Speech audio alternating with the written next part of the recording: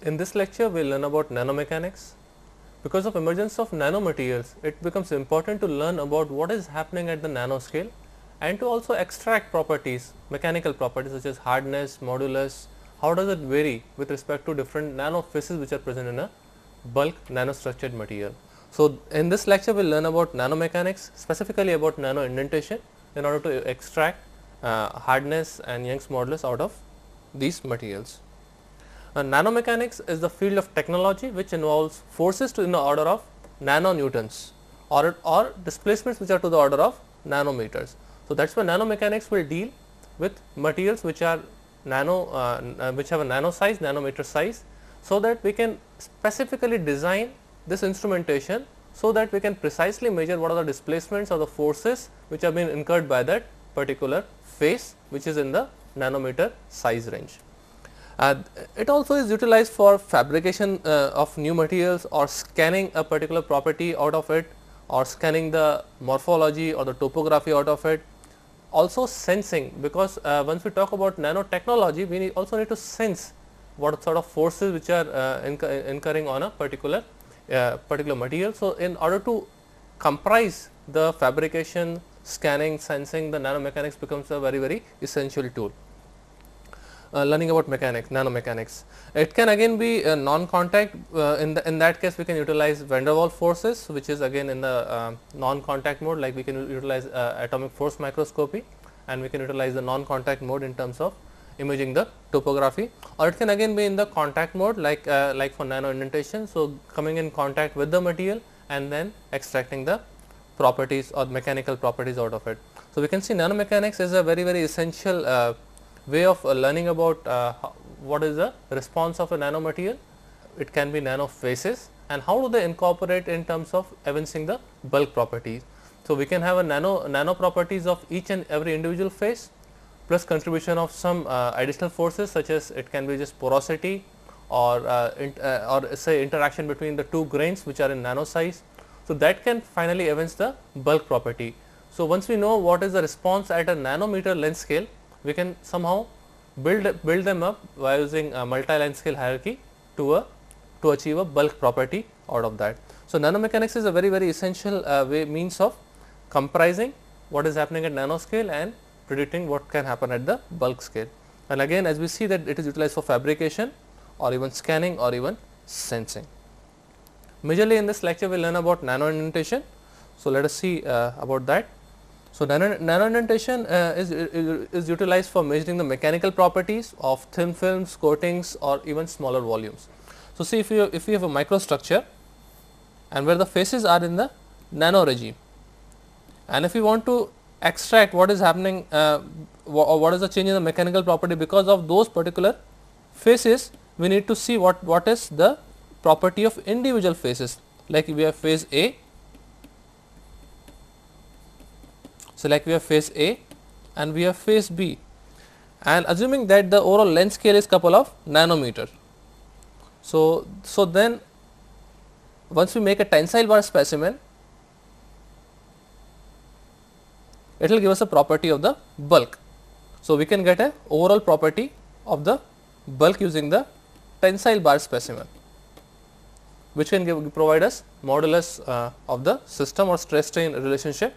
But if we want to see what is happening, what is the contribution from each and every individual phase, like of phase A and phase B, we need to do the nano indentation. So, we can evince or we can extract the properties out of individual phases.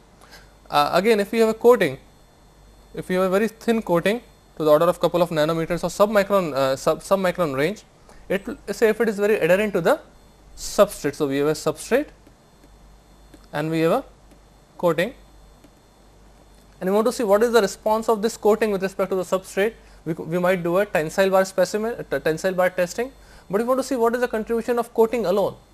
Then it is very hard, because even if we do indentation, a micro indentation, that might actually have some influence from the substrate also, because the coating thickness has to be independent, because if we are the thickness of this coating has to be independent, it has to be thick enough so that we do not see any response from the substrate, but that may not be in reality, that may not occur in reality when we have a submicron size coating on a particular substrate. So, in those cases nano indentation becomes very essential, because if you want to extract the properties, the indent or the depth of the indent should be smaller than at least 7 to 10 times of the entire coating thickness. So, that in that way we can avoid the contribution from the substrate, and we can get properties only with respect to the coating and not the substrate. So, in order to calculate or measure the mechanical properties of thin films or coatings or even smaller volumes, so in this case if we have a phase A and phase B, these are very small volumes, because we are talking about grain size which is to the order of couple of nanometers. So, we can individually go to a particular spot and do the indentation at those particular points. So, what we can get is property property of that individual grain only. Otherwise, micro indentation, what it will do, its size itself is so big that it will basically go on to. So, if we do a micro indent, it might comprise a much bigger regime of indent and we get an average property, whereas nano indentation will give us a local property. Indent, which is micron size, will give us a bulk or a average property. So, that is why it becomes very essential to utilize nano indentation. And nano indentation through instrumented indentation, it means we are consistently measuring the load which is being incurred on a material as well as measuring the indent depth, and that can help us evaluate the hardness as well as the elastic modulus via consistently measuring the force and displacement. Also, we can have a spatial resolution. So, we can also probe the surface using this particular probe tip, and we can also achieve a very good spatial resolution in this case. So, we can measure property which is very nearby, we can measure the properties of the nearby grains. So, that is what is meant by spatial resolution, that is very good spatial resolution. So, we can measure properties from localized regions. So, we can have an array of very fine array of points where we can extract the properties, and we can get very good properties along the each and every pixel as well. So, that will provide us a very good spatial resolution. So, nano indentation is a very essential tool in terms of extracting the properties, mechanical properties of say thin films or coatings or even small volumes using this particular technique via measurement of instrumented indentation. It means we are continuously measuring the load and the displacement, and through this we can also achieve very good spatial resolution. So, nano indentation is nothing but a continuous measurement of force which is to the order of nanonewton to millinewton. So, we can utilize this nanomechanics. So, that will have a load range of around nanonewtons, but we can go up to micronewtons or even millinewtons in case when we require, and displacements are to the order of nanometer to it can even go up to micrometer depending on the sensitivity we require from the instrument or kind of the average property which we require from the substrate. So, that is what is basically being attained via nano indentation, and it is called nano indentation because the overall depth range are in the order of nanometers, couple of hundred, it can even go hundreds or thousands of nanometer as well, depending on the probe which we utilize or the load which we basically utilize. Again, in this case we are measuring load and displacement throughout this process as a load versus displacement curve. So, we have a load which is given by P and displacement given by H. So, we can directly measure the load as soon as we are loading it, the indentation depth keeps increasing, and then we can consistently measure the load displacement curve. So, we have load versus displacement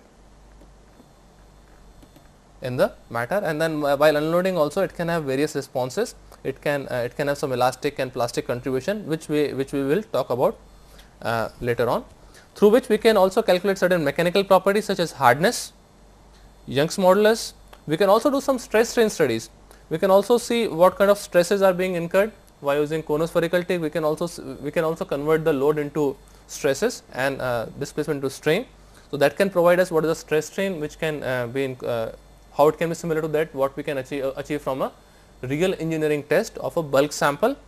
We can also utilize time dependent creep measurements, either via maintaining the stress constant or seeing the temporal response, or measuring the strain that can occur or the stress relaxation that can occur at certain load. So, it can also provide us time dependent creep measurements. Also, we can utilize to find fracture toughness. It means once we are indenting a ceramic material, it will eventually develop some cracking. It can be median cracking or it can be radial cracking. So, from that we can always measure what is the toughness of the material. So, that is a semi empirical empirical way of measuring the fracture toughness. Also, we can measure the plastic and the elastic energy of the sample. So, if we have a load displacement curve, we know that this is the elastic response, so which is being recovered instantaneously.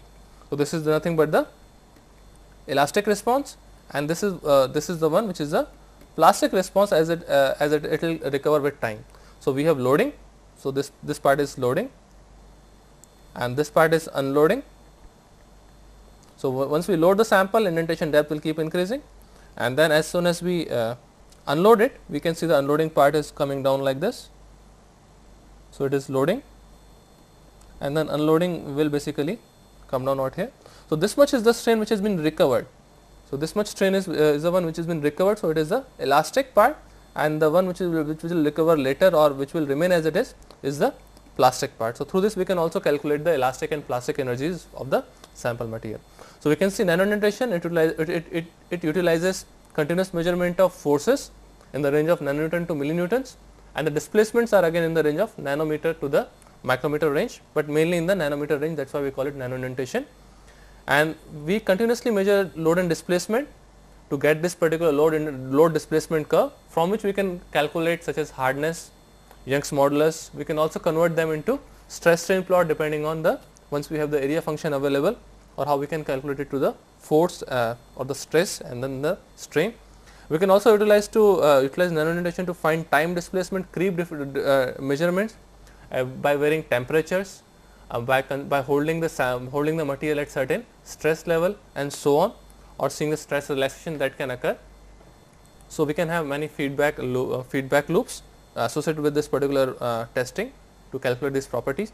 We can also calculate fracture toughness, as we said, to basically utilize some semi empirical formulas and see what kind of cracking is occurring in the material upon a certain loading is being applied to it, and we can also find plastic and elastic energies of the sample. So, this provides the overall potential of this particular testing techniques which is called nano indentation. So, how does a nano indenter will work? So, we have an indenter, it can have a Berkovich tip, which is a pyramidal tip, or Vickers tip, or it can also be conospherical tip, which is being impressed onto the sample surface.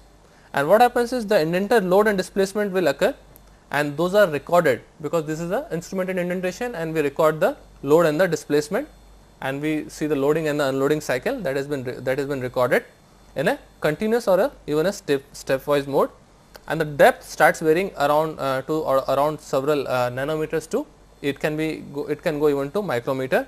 So, we as I said earlier that we have a loading and unloading which is occurring, and that is being recorded continuously by the instrument, and then we can measure the hardness which is given by the load divided by the projected area. So, we can measure the hardness through the measurement of the load and the area.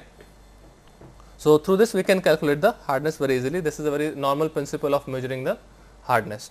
So, the first property is that we utilize a particular indenter. It can be Berkovich, Vickers, or it can be conospherical indenter as well, that is impressed on a surface.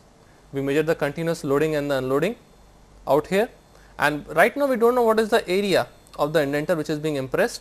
So, it requires certain measurements, as we will see later on.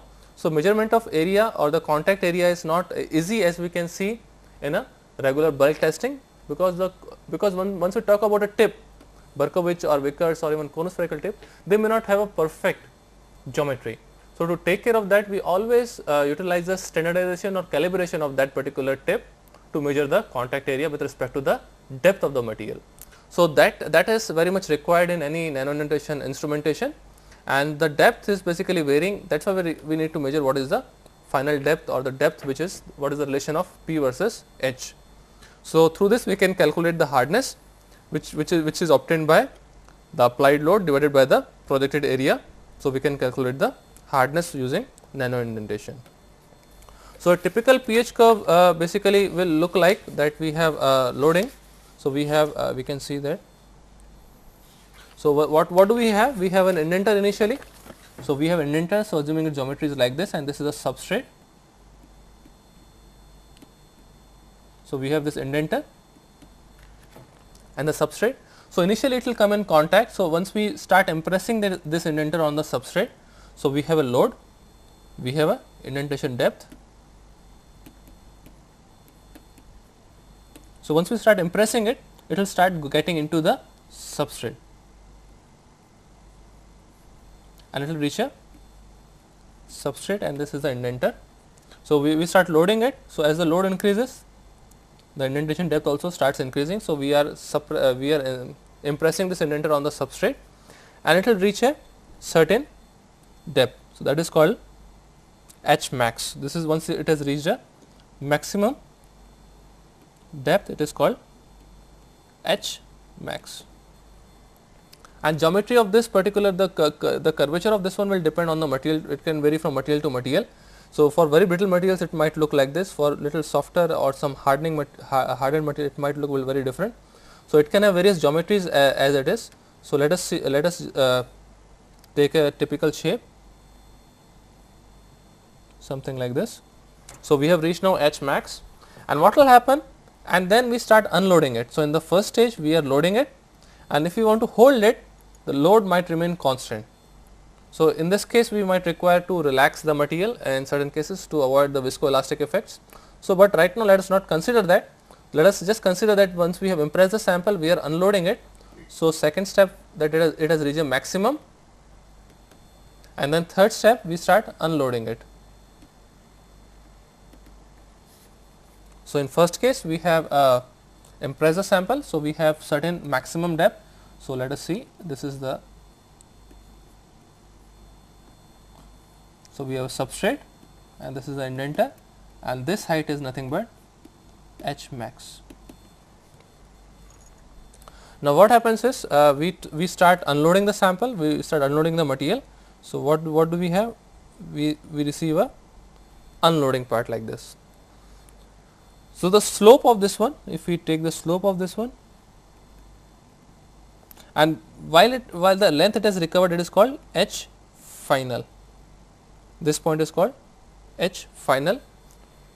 So, what do we have? So, we had H max. After unloading, we have received which is called H final, and then the slope of this curve is given by S, that is the compliance part of it. So, we see dP by dH. And incorporating this, we can also see that also as soon as the material is recovered instantaneously to certain HF, but the overall contact depth, because what has happened, this depth has been achieved when the indenter has been recovered. At the same time, it has also gone under some plastic recovery as well. So, we can see that the elastic, just taking the elastic recovery part, we can see that ideally it should have gone out here, but so Hc is given as H max minus the strain, it is incorporated into P max by S. So, actually this is the Hc, and incorporating this particular formula, we can see that Hc is basically nothing but, it might come up somewhere here.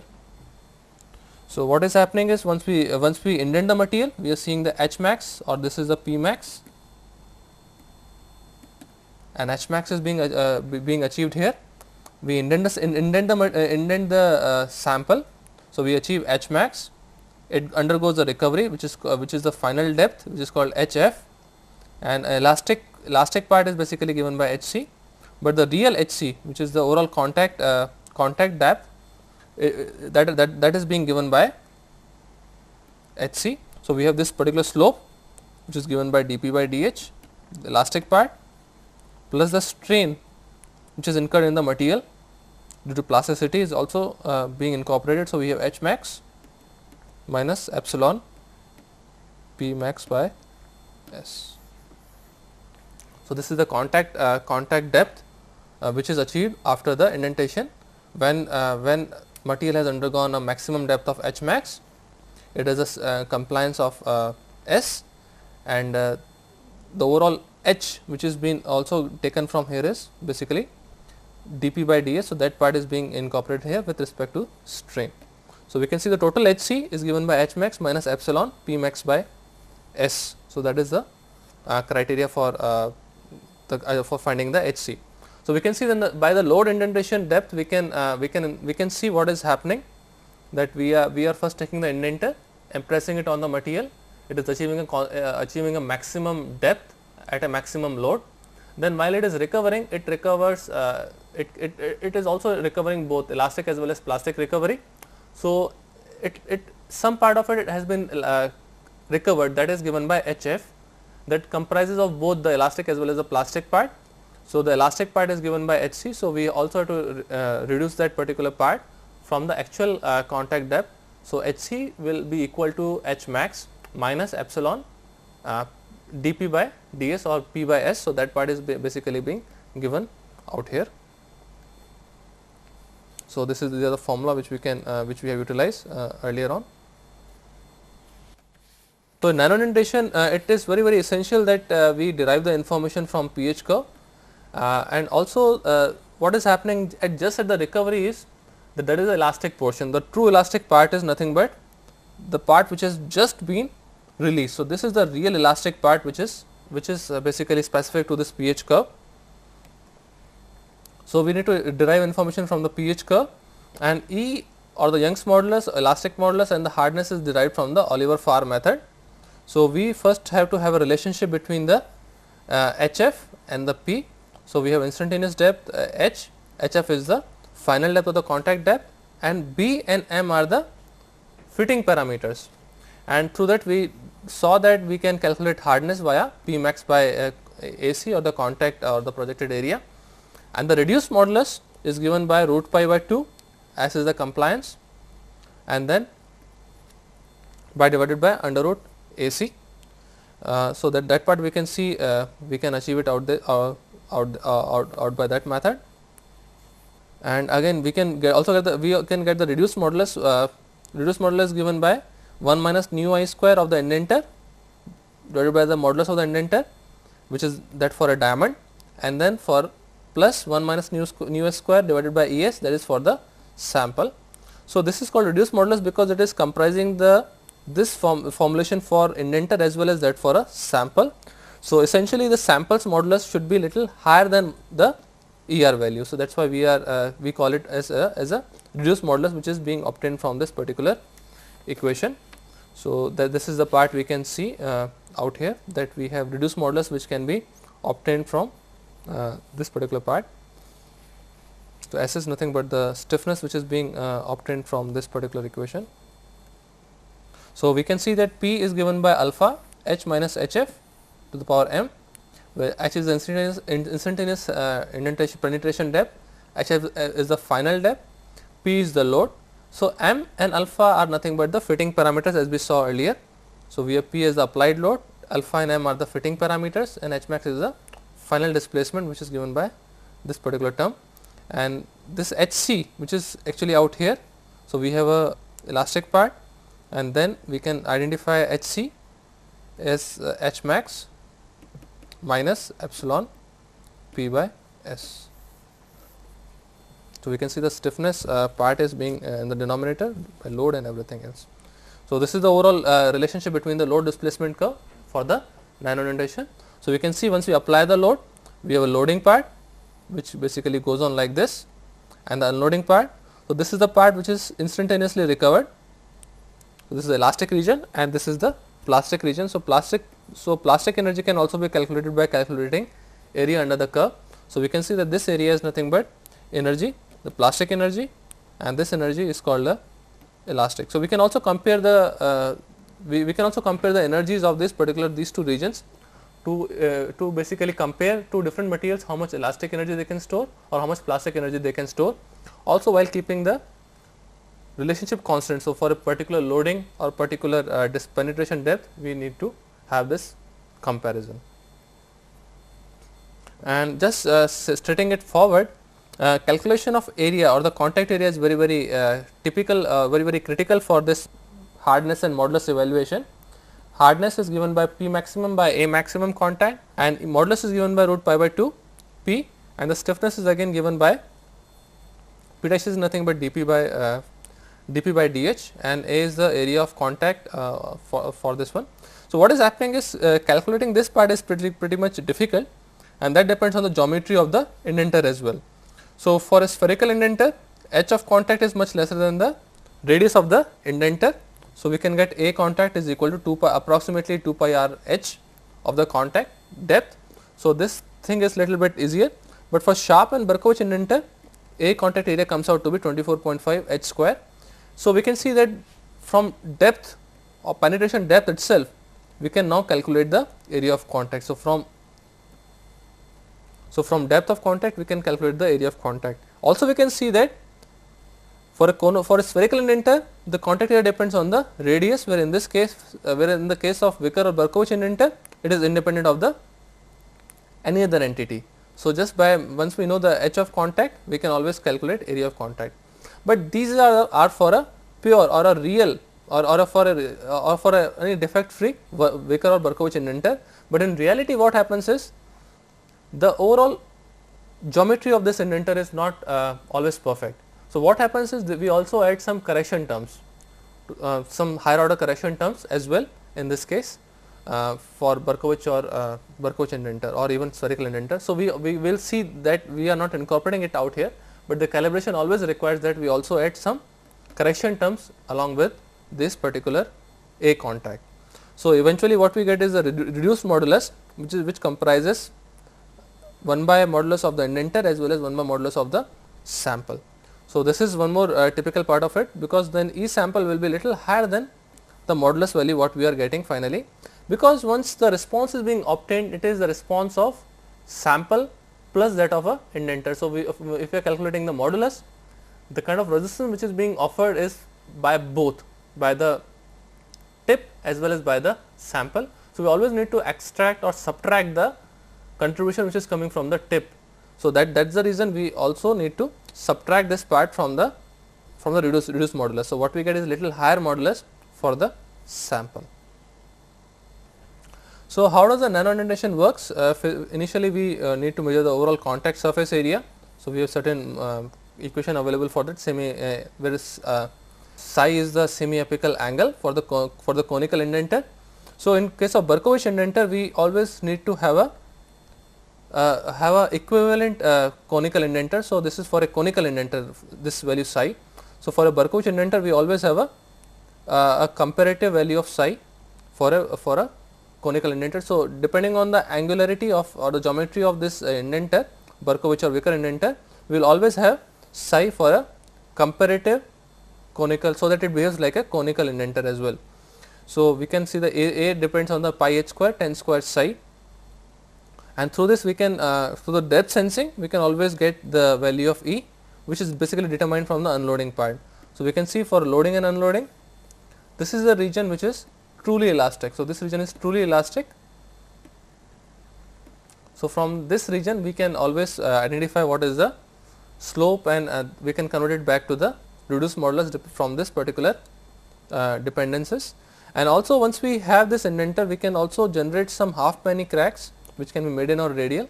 So, we can see once we have a indentor, it will generate a very dramatic or drastic plastic field around it. So, that part again depends on the geometry of the indentor. So, in case of Berkovich or Wicker indentor, this plastic region has certain length, certain depth as well, or it can, for a brittle material, it can directly initiate a crack as well. So, we can either have some sort of a plastic or an elastic regime with certain depths which are being already been modeled by certain researchers, or it can also generate crack when the material is very brittle. So, it can also help opening the crack as well. So, that is given by this particular force or the load which is required to open up this particular crack. So, we can see this once we are loading it, we can unload it, loading, unloading. So, from that we can always find the relationship or the hardness dependence of the load. So, we can also achieve a very marginal difference in the hardness because of the kind of load which we utilize, and that is given by the hardness is given by load by the area. And then from that we can always identify what is the A value from the semi-apical angle for a conical indentor. So, from the depth we can always find what is the contact area, and through that we can always find what is the hardness, And again the modulus can also be obtained once we have this particular relationship available of P versus H minus H max. So, we have P is equal to some fitting parameter H minus H final to the power of say some m. So, through that we can always identify this relationship of dP by dH, and once we know A, we can always fit in here to find the modulus, and this is nothing but a reduced modulus. So, we always need to back calculate the modulus of the sample also. So, this is the overall idea of obtaining the hardness and Young's modulus from the nano indentation. From just to say how what sort of constants we can achieve from A projected, we saw that it was 24.5 h square. So, for a Berkovich projected area, we can always go about calculating the psi, which is for a Berkovich strip the equivalent psi angle is 65.3. For Vickers it is 68.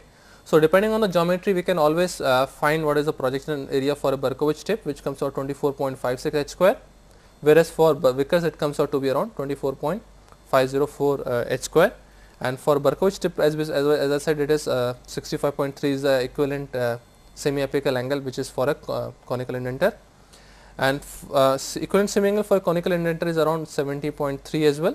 So, semi angle is different than the semi-apical angle, and this provides a similar projected area to depth ratio as that for a Vickers indenter. So, by utilizing this particular geometry, we can also see that we can also utilize this conical angle with respect to alpha. So, we can get alpha of 70.3 as well in this particular case. And just by saying that by measuring the constant displacement mode also, say if you have two different materials, material A with much higher modulus and much higher hardness, and then second material is B, which is much lower modulus and very low hardness as well. So, just comparing them, we can see that how different of a pH curve we can obtain in these two cases. So, in this case, if we are obtaining, say just for example, say if you have load of to the order of millinewtons and displacement to the order of couple of hundreds. So, we can see 100, 200 nanometer, and say we can go up to say around 50s of millinewton. So, we can see that at say around 200, 250 we can achieve a curve, and then it will also revert back. So, what we are seeing in this case is that for a very high load, we are getting a very low displacement. So, we have H nanometer, we have a depth of around 150 nanometer or so for a load of 15 millionewtons. So, in this case we can get very high modulus as well as very high hardness, because the maximum depth also is very low in this particular case. So, it is to the order of couple of say around 250 nanometer for a load as high as 50 millinewton. So, in this case we can see it is might be true for a ceramic material, also because the kind of recovery it is undergoing, it is also very elastic in nature. So, we can see that much of the load depth has been recovered. So, it is more like a elastic material. So, that is why we can see much of it has been recovered as well. But in the second case, what we can see that even smaller loads, say around tens of millinewton, can generate very high displacement. Also, the recovery also is very low. So, we can see, say the curve is like this. So, curve is like this. So, in this case we are achieving say similar sort of displacement, but in this case we can see it is around 300 or 250 nanometer and around say tens of 5 to tens of millinewtons. So, what we are seeing here is this is the load and this is the depth nanometer. So, we can see that very low loads are creating the similar sort of displacement. So, in this case in the first case we had 50 millinewtons to give us displacement of 250. In the second case 5 to 10 millinewtons are giving us the displacement of around 250 to 300 nanometer. Also the recovery is very low. The displacement is very high, it means the hardness is very low. In second case the recovery is pretty less, it means the slope is very less. So, in that case slope is little bit higher. So, in that case we can see that E value is pretty low, it means the recovery is very less. So, when slope is high, the compliance is pretty high, it means the material is lesser elastic. So, that part we can see here. So, we can see that there is much more very less of elasticity in comparison to that of the first case. So, we can see the difference in the modulus and difference in the hardness. Difference in hardness is arising because of similar loads, say in this case similar displacement, this for a lower is achieved in lower load, in this case it is achieved at higher load. So, that is why we can see that in constant displacement mode, say in this case we had displacement constant at say around 250 to 300 nanometer. So, for a lower load we can achieve that particular depth, in the first case it is at much more higher load. So, that is telling the difference in the pH curve itself what we can achieve for two different materials. So, in first case we have a high modulus, we see a very lower slope, in second case it is very high slope, unloading slope. Also the recovery is pretty high in the first case in comparison to second case. So, that can tell us about the difference between two different materials. So, fracture toughness measurement can be done by this particular technique as well, nanonutation. So, basically people utilize this Lorentz, Evans and Marshall's equation, which is basically been earlier done by these three scientists, that basically takes care of the crack length that emanates when an indentation is being done.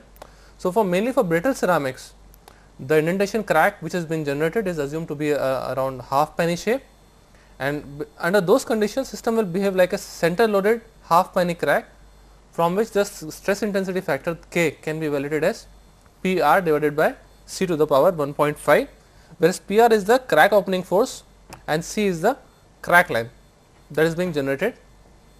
So, crack opening force PR, which is produced by the residual stress field, that results when the peak indentation load starts to relax, and that is being matched by the fracture toughness of the material itself, and psi is nothing but a semi angle or the semi apical angle of the indenter, and H and E are the hardness and modulus of the material. So, through that we can also see that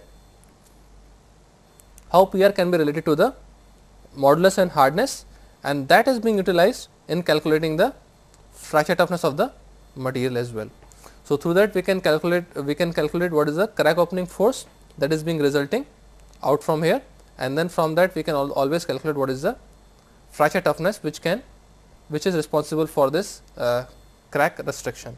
So, overall fracture toughness, we indent the material, a crack is effectively generated, and when the crack is being restricted, that is the characteristic of a material, that for a particular load, when the stress intensity factor matches the fracture toughness, basically the crack will tend to stop, and by measuring that particular entity we can always find what is the fracture toughness of the material. And for this ceramics we always assume that the crack is a half penny crack, and then we require certain load to stretch it further. And again the value of certain constant which is like alpha, which is already been determined for say Berkovich or Wicker indenter by using certain semi empirical equations, and again they depend on the geometry of the indenter also, because they induce a different stress field at the tip of the indenter. So, evaluating that also is very critical for measuring the fracture toughness. So, in this case again there have been some more modifications to decide what is happening exactly in case of a indentation crack. So, we can see for a Berkovich tip we get an impression, and then we also start seeing some radial crack which can emanate from the corners, and L is the length of the crack from the edge, and then C is the length from the center, and utilizing those formulation we can see that L and C they are being utilized in the equation. Alpha is again the geometrical constant, and E and H are the modulus and the hardness of the material. So, fracture toughness can be calculated via using this particular semi empirical equation, which utilizes the crack which is emanating from the edges and also its length from the center. So, we can always find the fracture toughness of the material by using nano indentation technique, by utilizing a force enough to initiate the crack, and that crack is basically being restricted. And again just coming to the Berkovich indenter, the semi apical angle of 65.3 or equivalent angle of 70.3 also is out there. So, we can basically what we can see here is the overall A projection area, how is dependent on the semi-apical angles, that is 65.3, and it comes out to be 24.56. So, just to show a relation, what is happening is once we have an indenter kind of projected area, which is the projected area on this particular part. So, we can see the overall projected area will come out basically for this particular field, and then we can see what is the overall relation between all of them, and then measuring the h in terms of a, what is the width of this particular edge, and from that we can always calculate what is the projected area that is being resulting from this Berkovich indenter, and that comes out to be around 24.56. So, seeing the relations out here, we have 1060, that is L by A by 2, and then we can always have 1060 in terms of the values, and then we can see relationship between L and A, and then the projected area is given by AL by 2. So, that results the overall geometry, and then we also relate B and H by utilizing this semi-apical angle, that is H by B, and then we can always relate what is H, and then relate it to the and achieve its value, and then finally find the projection area from that by utilizing H and A, and then we can finally get the overall relationship out here. Again, there are many indenters which are also available like Berkovich or conospherical, and they have their own functionality or the own dependence. Why? Because what is happening is, like in Berkovich tip we have very sharp tip, and very sharp tip will induce very high plastic strains in case of a hardening material. It can induce cracking very effectively in brittle ceramics as well. So, basically it is very good for measuring modulus and hardness values. But in this case, elastic to plastic transition is not clear, because once we have plastic fields around it and elastic fields around it, the transition when it is going from plastic to elastic will be very unclear, or it is not clear in the case of Berkovich tip, but we can get very nice indents. But for Berkovich it will be like pyramidal, so it will be more like this. So, we can see very nice impressions using the Berkovich tip, and it will be very sharp. So, this can provide us a very good estimation of the elastic and plastic, so the hardness and the modulus values. So, that is very good for measurement of the modulus and the hardness values, but sometimes many times we also need to see what is happening particularly to the material. If you want to utilize what is the stress strain relationship, then we want to go for a conospherical material which actually appears more like this. That gives us a precise indication or precise relationship between the depth and the contact. So, we can always estimate what is the stress and strain that is emanating from the tip with respect to the material. In this case, the stress field is so high that it is very hard to predict the relationship between the stress that is being generated via implication of this or impression of this particular type of tip in case of Berkovich tip. Whereas in conospherical tip it is much more easier, and tip geometry is not very sharp. Also the spherical surface is not always perfect. So, that also is some problem with that. So, we always require some calibration to be done for measurement of the contact area, but this is again very good for imparting very low stress value on a sample surface. So, like if you have to measure a very soft sample like polymers or biological sample, conospherical tip might be very effective in measuring the modulus or hardness of that particular material, whereas sharp Berkovich indenter tip will just start to penetrate those soft materials. So, evaluating soft materials, it might be much better to use a conospherical tip, but for little harder materials such as ceramics or metals, Berkovich tip might work much better in comparison to conospherical tips. So, there are certain gives and takes between the kind of geometries which we geometry of indenter that we finally tap. So, this is also very essential component to be considered. And some cases we also require mapping of the surface, like we can have an indentation done, then we also want to see what is the topography of that particular indent. So, we can utilize either something called atomic force microscopy, or we can also utilize the same tip as imaging source by using scanning probe microscope. So, we can use the same tip and we can scan it more like an SEM. Instead of electron beam, here we are just sending the indenter itself to scan the surface. So, in conjunction with atomic force microscope, the nano indentation can be very essential for mapping the surface. So, we can see where we have indented the surface and which surface or which phase is resulting that particular mechanical property. Also, it also in AFM objective also enables to simultaneously measure a nanometer length scale, because once you are utilizing a scanning probe microscope, that might be very hard, that might also damage the surface, whereas in AFM we can utilize very low forces and image the surfaces as low as 1 nanometer spatial resolution. So, they can provide us very good pictures also of the indent, also of the surface. So, a simultaneous nanometer scale type of imaging can be done by using atomic force microscope, and those limits can be little coarser when we utilize a scanning probe microscope. At the same time, we can also know exactly where the measurement is coming from. If we scan the surface using AFM, we can exactly pinpoint which finer microstructural feature is resulting that particular mechanical property, whether it is coming from a nanograin, coming from a precipitate, coming from an interface, or coming from a reinforcement. So, we can exactly pinpoint what the AFM information is providing. We can exactly pinpoint by seeing the indentation where it is coming from. So, that addition of AFM becomes very important in nano indenter. Though we are getting the property mechanical property using nano indenter, AFM is telling us exactly where it is coming from. And also, nano indentation has been utilized in many different research areas for evaluating mechanical properties of bulk nanostructured components, and specifically for MEMS, microelectronic mechanical systems, or nano electronic mechanical systems, biosensors, even tissue engineering. So, we can test the mechanical properties of healthy tissues, or rough cartilages, or say toucan beak, and so many things of biological entities. Also, to utilize mechanical properties of carbon nanotube based composites. So, once we have a reinforcement of a very fine entity such as carbon nanotube, we want to incorporate what is happening at the interface, what is the role of carbon nanotube in improving the mechanical properties such as modulus or hardness. Those have been widely utilized or illustrated by various researchers. In shape memorialized, again we can have some sort of Martin-Sittig transformation or twinning that can occur. So, those can also be very well identified by using nano indentation. Also, ultra fast laser machining and material synthesis.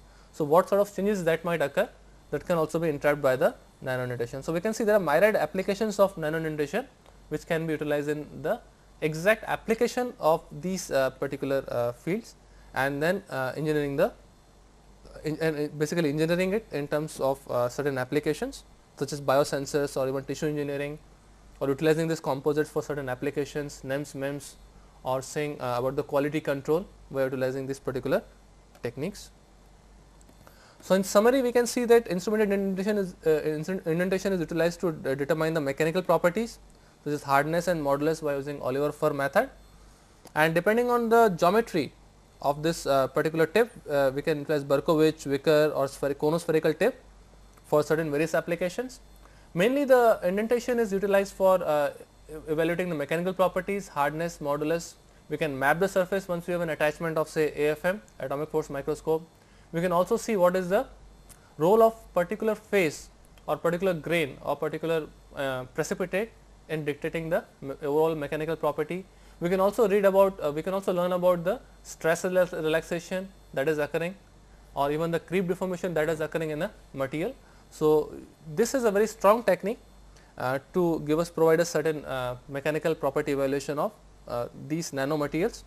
Also, tip geometry, as we saw, it can have very strong effect on the substrate, and that like Berkovich tip is very good for metal and ceramics, whereas conospherical tip might be good for polymers and biological materials for extracting the modulus and hardness.